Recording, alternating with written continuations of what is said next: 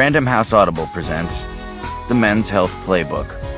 All the right moves for dating, sex, and marriage by the writers of Men's Health magazine. Read for you by Hank Jacobs and Nicole Fonarow. Invitation to the Dance by Hugh O'Neill. At Men's Health magazine, we like every dance of he and she. From the going-nowhere flirtation in a crowded bar to dazzling marriages that nourish forever, we just plain dig the sparks that leap between the poles of gender. But every now and then, we worry that the cynicisms of today are rough on romance. So we're committed to making sure the fun doesn't fade, to keeping the sizzle in courtship. What follows are some of our best strategies. You should know that all the men at Men's Health magazine are world-class chick magnets. Before you dive into our tips for dating and relating, here are some secrets on a powerful, time-tested, and too often overlooked love tool, the love letter. It's threatening to become a casualty of our instant culture, but it's a skill worth saving. Here's how to write a letter that will get you more. Love letters are as different as the loves they sing. They can be serious or cheerful, quick or long, written on creamy stationery or on a matchbook from a clam shack in Big Sur. But underneath the differences in style, they all have something in common. They have to express two apparently contradictory ideas. One, that your love is perfectly reasonable, based on her many virtues, her brains, her laugh, her kindness, her great caboose.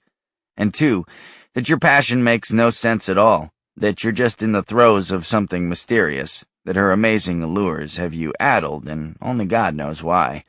You're bewitched, my brother. Keep this thought in mind when you're writing. A love letter must be so carefully customized that it could be sent only to your girl. It has to be packed with specifics both about her and about your history together, whether it's 40 years in a 4-bedroom colonial or 10 minutes in a coat closet. Beware the non-specific, off-the-rack love letter which could be sent to any woman. Also, if you've already got a physical relationship with her, be careful about waxing all enthusiastic and poetical about sex. Your sweetheart may suspect that you have the same lusty sentiments about her roommate, Elaine. In most cases, love letters shouldn't include a salute to her creamy thighs or testimonials about her various other assets. You should be a student of her spirit instead.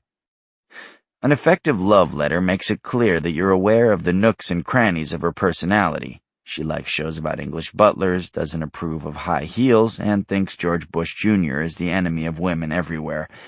Further, the letter should be rooted in real moments which show off the virtues you admire in her gentle way of handling herself in an awkward social situation. Don't just make it a list of compliments, but try to create a clear impression that you've been paying attention. Refer to specific and, here's the key, minor elements of your history with her. Don't reference the great night at the U2 concert. That's no challenge. Instead, pick out some less obvious moment. A glance while walking to the car, a small witticism she offered in the kitchen, anything that reveals what she most wants to know, that you've been paying attention.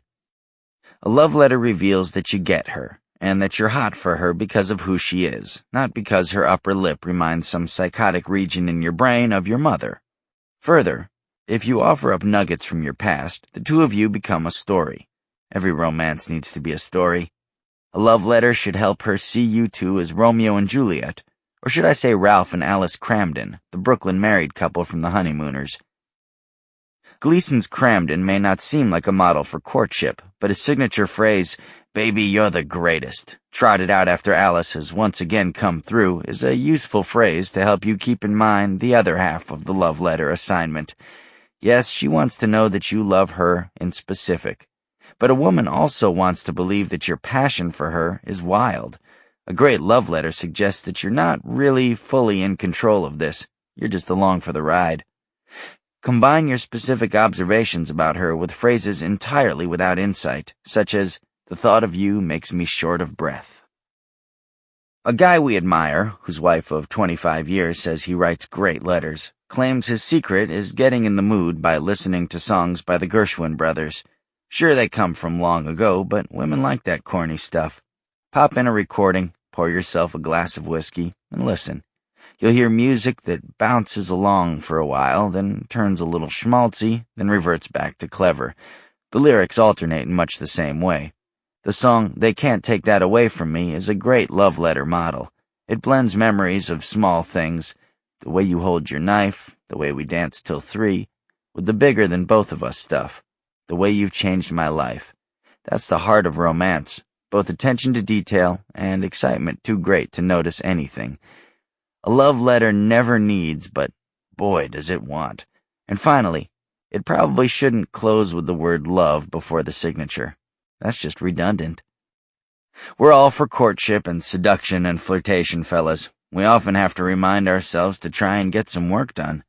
We wish you well out there in the land of glance and whisper, the land of love and expectation. We hope our adventures, our triumphs and travails, will guide you to whatever it is you want from the greatest, most enriching game of all. The Men's Health Charm School. Sure, brains and brawn come in handy, but they're nothing compared with the fine art of smooth. By Hugh O'Neill. Men are suspicious of charm. The word is freighted with suggestions of superficiality, of a guy who only talks a good game. Charm evokes images of oily 18th century French guys in wigs, usually played by John Malkovich. Or even worse, for those of us with gender anxiety, charm seems female. Jackie Onassis and Pamela Harriman were charming dynamos in the drawing room. Men don't do drawing rooms. We aspire to be strong, skilled, and steady in a storm, but charm isn't always high on the male ambition list. Big mistake. Though charm is no substitute for competence or character, for any of the traits with cojones, it's a keen extra arrow for your quiver. Genuine American male charm makes colleagues more cooperative, rivals less determined, clerks less rude, and women more willing to take off their clothes and rub up against you.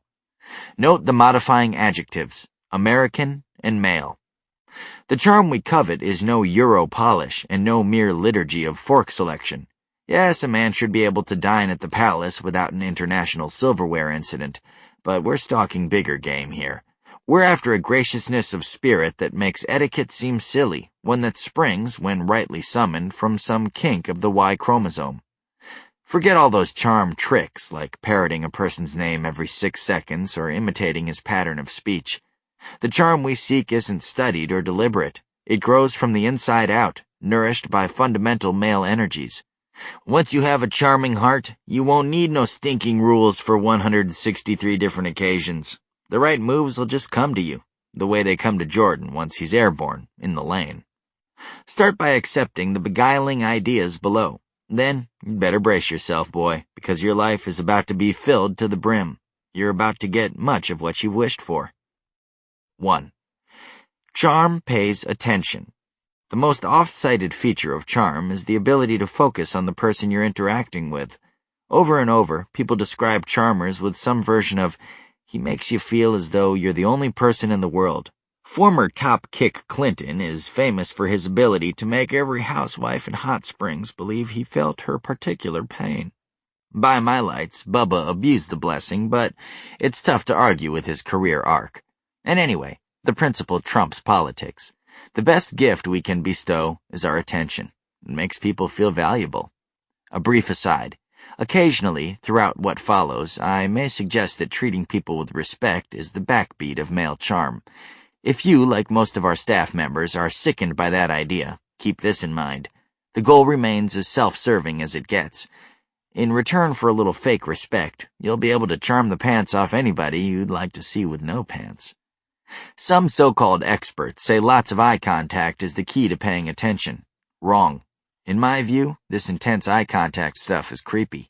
To women, the term stalker is rarely a charming word association, and to men, well, let's just say that when guys lock onto me with their lamps, I find myself vibing, "Hey, look somewhere else, Svengali, or I'll clean your clock for you." Sure, now and then it's important to look into folks' eyes. It's even a pleasure to witness the plain humanity in faces, but skip the psycho-hypnotist death stare routine.